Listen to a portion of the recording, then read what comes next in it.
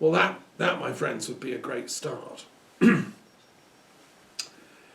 So satya is the Sanskrit word for truth, and the whole purpose of philosophy, the whole purpose of Druidry, the whole purpose of dharmic paths, Buddhist, Jain, Hindu, Druid, whatever, the dharmic religions, is to re-establish truth on earth. So my project, the campaign against political lying, is a tiny little, bulwark, like a little tiny D-Day landing on the coastline of the ocean of the continent of lies, to use a D-Day metaphor. And we could say that D stands for Dharma in this case, because the goal is to transform this world back into Satyuga, the world of truth. Well, the only thing that can do that is obviously truth itself. And so we have to, at least the leaders that control our money, our wars, our military, our peace, our foreign policy, these so-called leaders around the planet, they have to be required to tell the truth, or there's no hope of saving this planet. I've come to that view, tragically.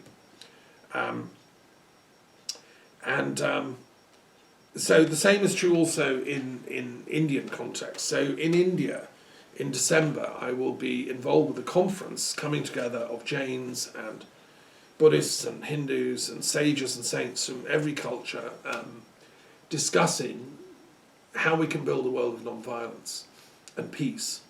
And I will be talking about the importance of truth, because the Jains also believe that truth is very, very vital. And political lying is the source of a lot of our problems.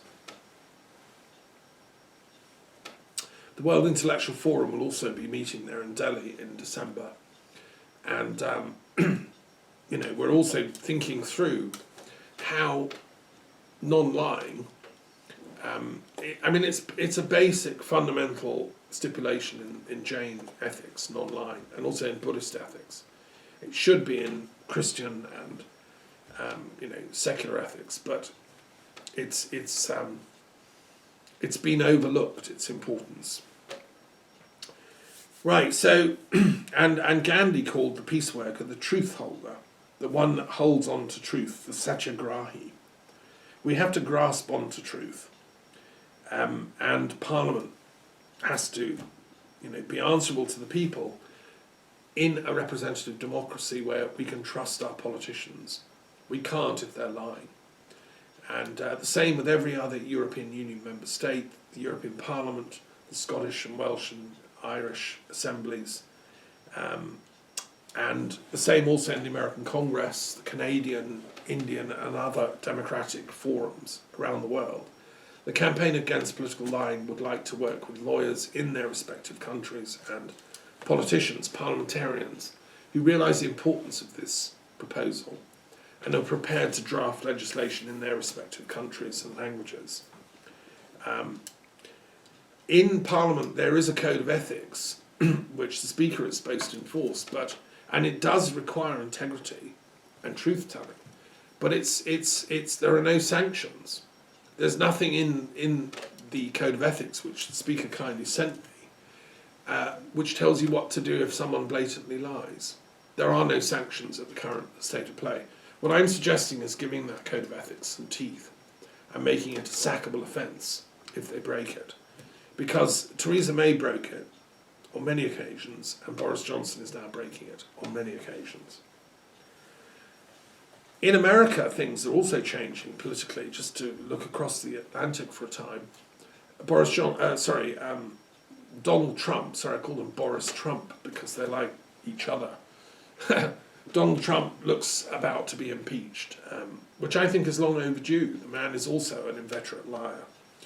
And he's been found out. His career is pretty much over. How he'll go, exactly when, due legal and political process will have to work out. But the sooner the better as far as I'm concerned.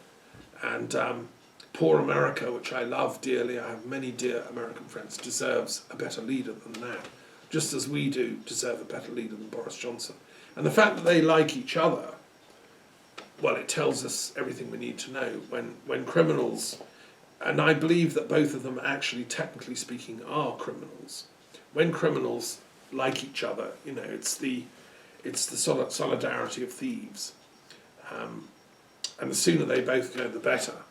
And let's get moral people with integrity back into both the American parliamentary system, Congress, and in the UK.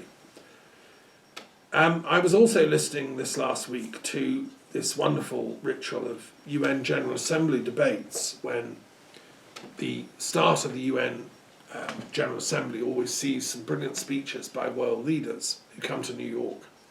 I've been to New York several times, and I've spoken in the UN headquarters about the role of universities in advancing peace and peace education. And I remember peeking into the General Assembly. It was empty at the time, behind the doors, and being awed by it. It is the forum where the world's leaders come together and discuss policy. And I've been listening to these debates with great interest. I've listened to the debates by the leaders of Iran, of China, and of Palestine, and of Syria, and Germany, and many others. Most of them speak words of great common sense and integrity. I was particularly moved by the Syrian speech because of the sufferings of Syria and the fact they've been a victim of terrorist actions funded largely by Britain and America and the Saudi regime and other Gulf states, mistakenly thinking that by extending Sunni Islam into a complex mix of very sophisticated Islamic and Christian culture and civilization, which is what Syria is. It was a Shia centre more, and the ruling dynasty of the Assad family are from a particular branch of Shiism, thinking that they can sort of export their revolutionary Taliban types and dislodge that ruler, which seems to have been an American policy since the times of Hillary Clinton, created unbelievable destabilization and suffering for the Syrian people. We know from WikiLeaks that was Hillary Clinton's declared policy, discussing with her ambassador in Syria, let's bring this government down. Well, my dear friends, that's A, illegal, B, ignorant, and C, just unethical. And so the consequences are the chaos and mess that we've seen, and the poor Syrian people have suffered under it. And I know that people say, oh well, both sides are bad. The government forces are doing torture and bad things just as the rebels are. And I'm sure that in some instances, probably the government forces of Assad have used unnecessary hard responses. But the fact of the matter is that the whipping up of the violence on the streets of Syria was caused by extraneous injections of terrorist fighter personnel and weapons, and it was funded and supported by, to my shame, British and American Western governments. And I had this directly when I spoke to the Foreign Office minister in charge of Syrian policy at the very beginning of this tragedy, and I offered to help mediate through my mediation service. And he told me blatantly, our policy is regime change, not peace. I was utterly shocked, but that's what I was told. So the Syrian foreign minister, man of great dignity, spoke about the sufferings of his people. I also listened to a similar talk by the leader of Palestine, Mahmoud Abbas, again appealing for some way out of the impasse that affect his people, the Palestinians. And I've travelled widely throughout Palestine and Israel. I chair the Truth and Reconciliation Commission for the Middle East. I'd dearly love to see that problem solved. And today being the new year in the Jewish tradition, Rosh Hashanah, let's hope that it brings a new spirit of willingness to dialogue, and find some way to get Palestinians and Israelis back into the same common purpose of constructing a peaceful coexistent two-state solution in that part of the world. And Mahmoud Abbas again re-emphasised that's all he wants. He only wants Palestine as a state living in harmony with Israel, not harming it, giving his people dignity and the right to live. At the moment, they're very much oppressed, and Netanyahu, unfortunately, who has been a blot on the landscape of Israeli politics, I have to say, with his extremism. He's like the Trump or the Johnson of Israel, has been talking about annexing yet more land of the Palestinians. The man doesn't seem to understand that he is in defiance of international law, that the settlements are in defiance of international law, and that for a proper peace settlement, it has to be done legally. You can't just bully your way through law, as Boris Johnson seems to think. He seems to have been taking a leaf out of Netanyahu's book, and it's very interesting that Netanyahu came to see Boris Johnson only in the last few days, as if to say, yeah, you stand for it, ignore the law, ignore all this stuff, just bully your way through. Well, no, Netanyahu's days are also numbered. He's also, coming to the end of his sell-by date, because that whole way of thinking that you can force and use force to bullishly pursue a policy is being shown up to be false again and again. And Rosh Hashanah is a time of reflection in which we need to meditate on these things. I will come to that in a minute. Also, I've been listening on the UN website to a very important discussion taking place in the Security Council, which I hadn't realised they actually televised, but it's there on the web. I strongly recommend people to listen to it. And for 2 days was a very high-level debate chaired by Russia, which is currently the president of the Security Council, in the person of Lavrov, their very sophisticated and intelligent foreign minister, who spoke brilliantly last year in the General Assembly. Well, now he was chairing a discussion in the Security Council on the question of terrorism. And it's very interesting that what he did was he's got together a group of organisations to work with the UN. It was all set up, legally and correctly, with the Shanghai Security Organization, which is a network a bit like NATO, but it's set up under China, with China's support. And it includes China and Russia and other states, many other states in Asia and elsewhere. He also got the Collective Security Treaty Organization, which is a sort of replacement for the old Soviet Union's defense arrangements, and that includes countries like Armenia and many others, all the Central Asian countries, Uzbekistan, Kazakhstan, and so on. They were all speaking. And the Commonwealth of Independent States was also a sponsor of this discussion, which again is the old former Soviet Union territories. Now many of them are independent countries, but they were present. So this discussion was a very high-level debate, and then there were speeches from other countries, like Britain. The United Kingdom was represented, like Kuwait, who spoke extremely eloquently, like Belgium, who spoke for the European Union, and like Iran, who spoke on behalf of the Iranian Republic. And the Iranian speech was very moving, because at a time when, if you read the Western media, you think Iran is, the devil. This man, highly intellectual foreign minister, was saying, look, we actually just want peace, and we want everyone to obey by the UN Charter. That's why we proposed what they call a coalition of hope, which would be for all the states neighbouring the Persian Gulf to come together in an open, friendly discussion and debate issues like how to control genuine terrorist groups. The Iranian position is not that they're exporting terrorism. Their position is that they've been helping Syria and Yemen against externally funded and paid for terrorist incursions. The Saudi and British bombing campaign in Yemen against the people of the Shia population is terrorism. There's no way about it. The destabilization of Syria by ISIS-type gangs funded and made possible by UK and American funding, is terrorism. There's no other ways of describing it.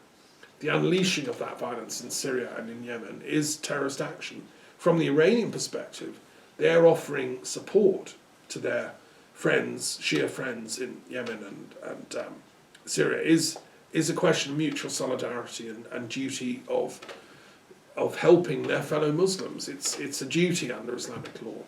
So they're not the terrorists. And you really ought to listen to the Iranian explanation of this at the Security Council meeting the other day. But you will never see this discussed in the UK or US media. There's a complete, mirror inversion of truth again. And according to them, Iran is the exporter of terrorism. Now, this is Netanyahu's, leitmotif, like some Wagnerian tragedy. He sings that every time he gets near a microphone. Fortunately, he's not going to the UN this year. There will be no speech from Netanyahu. Last year's speech was pathological in its ridiculous assertions against Iran. Okay, and then we come to Boris Johnson. What did Boris Johnson say at the UN? Well, again, you might have thought he might get up and tell the truth and be a bit contrite and say, yes, a bit complicated, my life at the moment. But it was the most incredible exposition of bombast and hubris that I've ever seen from a politician. He got up and he spoke at the microphone for 15 minutes in the UN in front of all the other world leaders. Actually, not many were there. They all walked out. But those that were there listened. And he did a sort of advertising sale for Britain's digital engineering economy. All he said was, digital is going to take over the world. Everybody's spying on everybody else. We can all monitor each other, what we're doing all the time. And we're inventing all this stuff. And so Britain is the great superpower of the digital age. We have the brains and intelligence. We're creating it all. We're the best country in the world for this. So please come to London. I'll invite you all to a seminar when we can discuss how brilliant Britain is at digital, takeover of the world, basically. It was a pathological speech, Mr. Johnson, eloquent and full of interesting little classical things like, Prometheus and so on. He knows his classical mythology, but he quotes it all wrongly and upside down and with the complete opposite ethical thrust that true Greek Hellenists would understand. The man is like, an ersatz form of classical scholar because he has no essential understanding of the difference between right and wrong or truth and lies. And if you read your Plato, go back and read your Plato, Mr. Johnson, or read your Aristotle, you will see that's the fundamental difference between a statesman and just a mob ruler. Boris Johnson is a mob ruler, and he was whipping up the digital crowd to think that he's, God on earth. Now it's interesting, this is very similar to what Cummings says. You can see that Cummings and Johnson have been in a little huddle somewhere discussing this speech, and that's what he was told to say, I suspect. Because Cummings also believes that the digital revolution changes everything. All normal laws can be chucked out the window, all normal constitutional arrangements, all things like parliamentary democracy, etc., all things like the European Union, all the kind of conventional structures of the world are going to be dissolved by this digital tsunami, which he, Cummings, like a spider, is going to be operating with his cronies in data analytica and so on. And, what Johnson's speech didn't say, and this was the lacuna, it didn't mention the word peace once, right? He's there in the UN, which is an organisation, it's a collective treaty organisation to guarantee world peace. That's what it's there for. He didn't mention it once. His speech was utterly morally ambiguous, because he could also be saying, well, actually, if you read between the lines, what I'm saying here is that we in British intelligence, we've got this incredible snooping stuff because of our friends in America and GCHQ. We know what you're all doing. We can take you out with blackmail and bullying any time we want.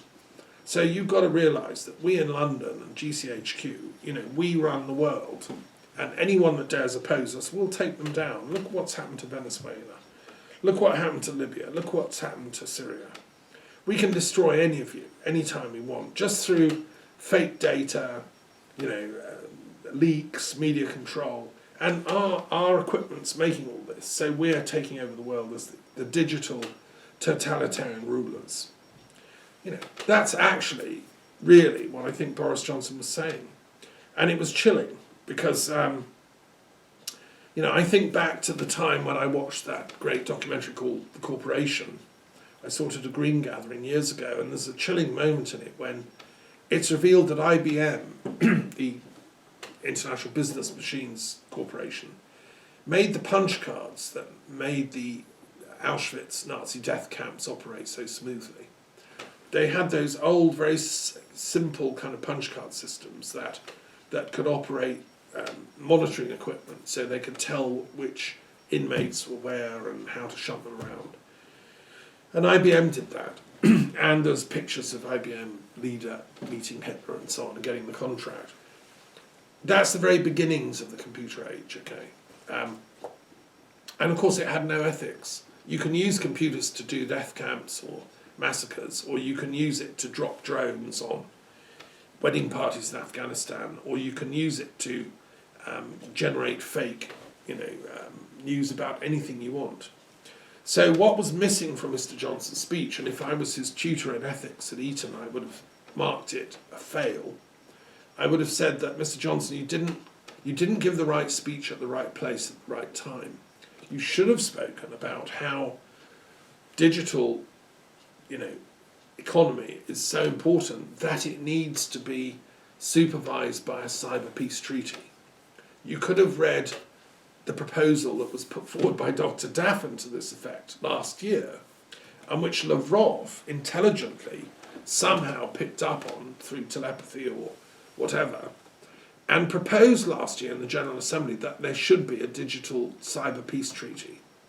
This is the only way to go if the world is going to be saved from yet more endless wars, which are now information wars, right? There has to be a digital peace treaty, and Boris Johnson should have said, look, I'll invite you to a summit, let's discuss what it would look like. But no, not a hint that peace is his agenda.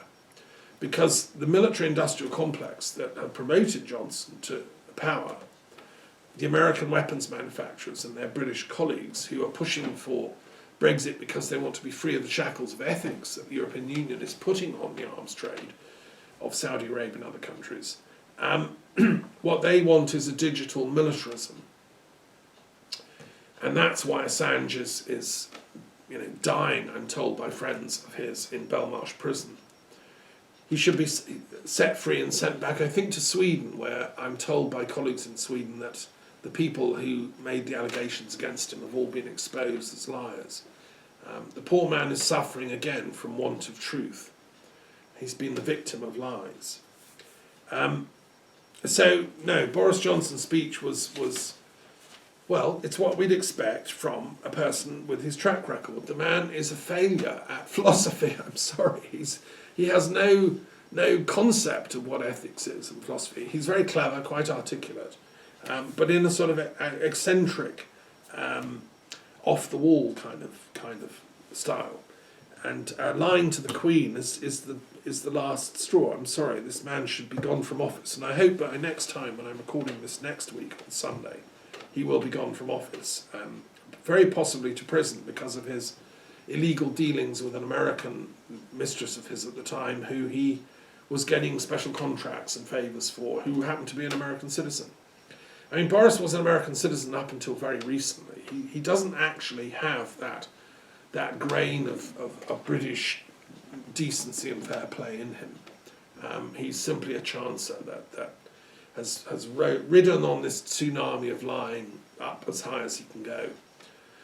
Well, enough of us have to speak the truth enough and loud and clear that eventually the bewitched masses of Brexit realise what a catastrophe this man is purveying and where the people that he serves. Okay, now I want to move on to a slightly happier note, because that's all a bit heavy. And I want to celebrate the fact that today is Rosh Hashanah, head of the year. It's a high holiday in the Jewish tradition, and I hope that this will bring comfort and spiritual nourishment, renewal to my friends of the Jewish faith throughout the world, throughout Israel, throughout the scattered diaspora. I have many dear Jewish friends throughout the world. And I've spent many years teaching and studying Judaism and have a deep love for it. And some would say many lifetimes. Rosh Hashanah is a period devoted to a careful examination of who we are in an attempt to become cognizant of the ways we have failed.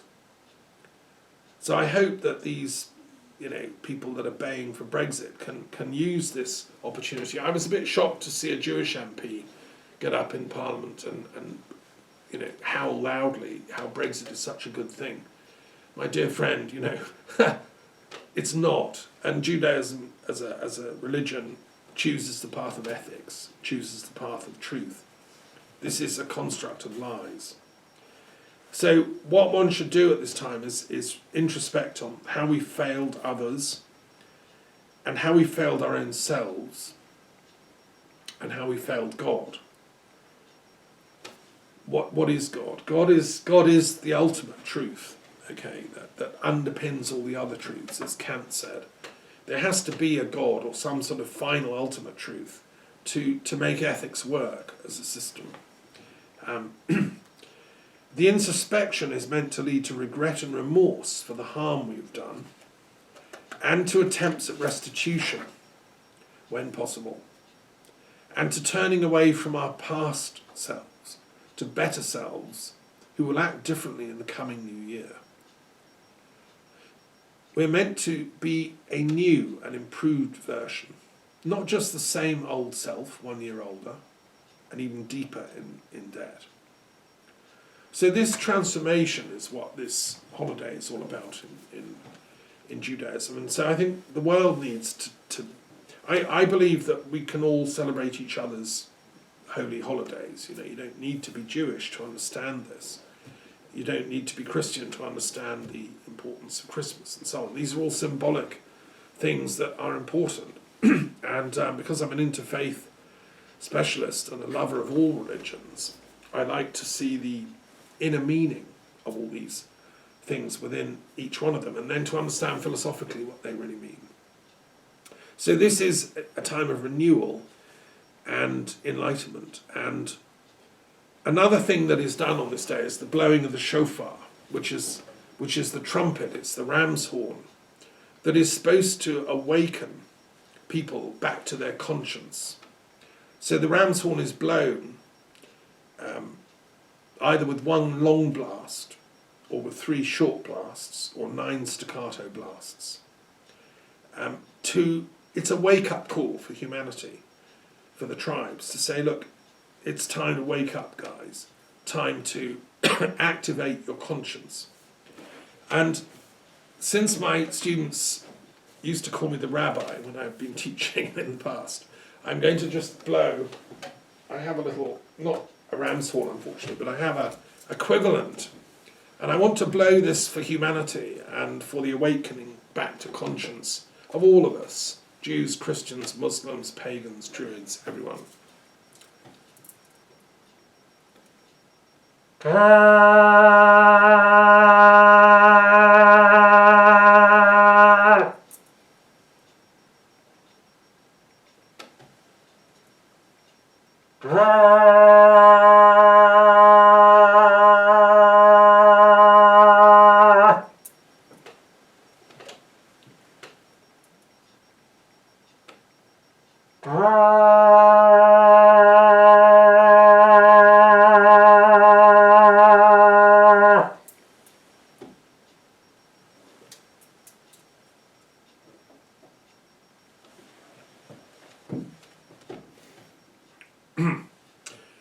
So what I want to say is that if we listen, if we waken up, this is really important, folks.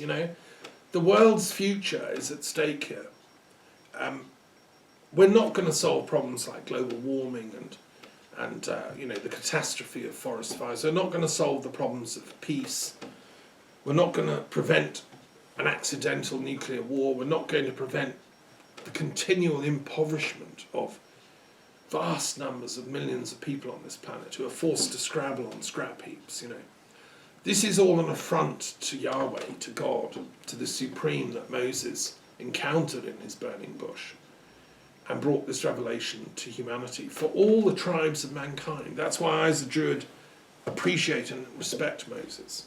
He was a Druid. If you look at what he did, this is what Druids do. They commune with God, with Dharma, with the Absolute, and then they bring it back for ordinary people in the form of laws. That's what the Brehon law tradition is in Ireland. That's what the Supreme Court judges were doing, bless them. They were bringing cosmic law into, normal law. And so that's what this symbolises. What is it that the Jews are affirming at this time? Well, there are 3 cardinal principles of Judaism that are reaffirmed at this time. And these seem to me to be pretty universal. Maimonides elaborated them further and made them into 13 principles, but these are the 3 herakot, they're called. The first is the acceptance of God as King of the universe. I don't have a problem with that. I love God. I'm looking forward to re-meeting the Creator. I love reading in the books of Enoch, when Enoch is finally taken up to the heaven worlds and meets God. And God's kind of working on this shimmering screen, trying to work out all the karma of everybody and all the souls that are in incarnation at any one time, and how to bring justice and love to everyone. It's a difficult job. There's a wonderful saying by Kierkegaard that I've just been reading. Kierkegaard says, this idea that God is happy and joyful all the time, I think it's probably mistaken, Kierkegaard says, because I think, given what's going on this planet, God is probably weeping most of the time and in distress. Well, I think we have a duty as human beings to try and cheer God up, by being better to each other, by telling the truth more, by being more loving and compassionate, by helping those who are poor and sick and all the rest of it. That's how we can cheer God up. And that's how we can show our love for God, is by showing our love for each other. So the acceptance of God as King of the universe, it's just, we all surely do that, don't we, in our own way. It doesn't matter what you call God, Tao, or, Keridwen, or the goddess, or, Shiva, or Apollo, all the names are acceptable to God. In fact, I'm sure there's a special department in heaven where all these names are correlated and, worked out. The second fundamental herakot that defines what it is to be Jewish is the acknowledgement that God intervenes in the world to punish the wicked and reward the good. In other words, God is on the side of justice, right? This is Martin Luther King's wonderful image that God bends the direction of history in the direction of justice. I love that saying. Well, that's what God is doing constantly, if only we can see it and hear it. That's what God was doing with the Supreme Court decision, inspiring those judges. That's what God is doing in Parliament, trying desperately to get our parliamentarians to be ethical and tell the truth and stand up for truth, even though 3 years of lies have been told. And God intervenes in the world to punish the wicked and reward the good, and that's done through a variety of ways. Through moments of sudden revelation, like St. Paul had. He was an evil man doing evil things. He suddenly had a light and realised the error of his ways. This does happen. Let's hope that the murderers of Khashoggi in Saudi Arabia, the Crown Prince and his cronies, can have a St. Paul moment and realise the horror of what they did by killing that good man. And repent and apologise and confess, because nobody is beyond the reach of God's